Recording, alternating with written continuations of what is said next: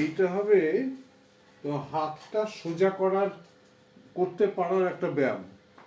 এটা কি করতে হবে, একদম দেওয়ালের সঙ্গে সঙ্গে কাছাকাছি যেতে হবে, গিয়ে দুটো হাত বুকের কাছাকাছি নিয়ে রাখতে হবে, বুকের কাছাকাছি করে দুটো হাত একসঙ্গে দেয়াল বেয়ে উঠতে থাকবে।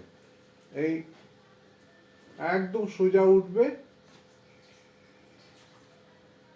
পুরোটা, কান ঘেঁষে, এই পুরো কানের পাশ দিয়ে পুরোটা উঠবে, আবার সেখান থেকে নেমে আসবে পরপর।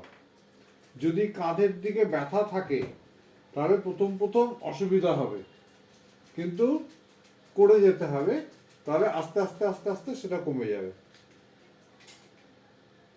এরকম করে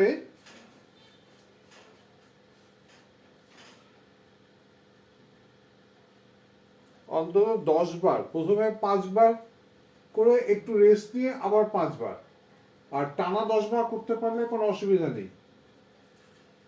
একদম সোজা এরকম করে উঠবে, সোজা এরকম করে নামবে, তাড়াহুড়ো না, আস্তে আস্তে আসবে, এরকম আসবে, আবার এরকম উঠবে।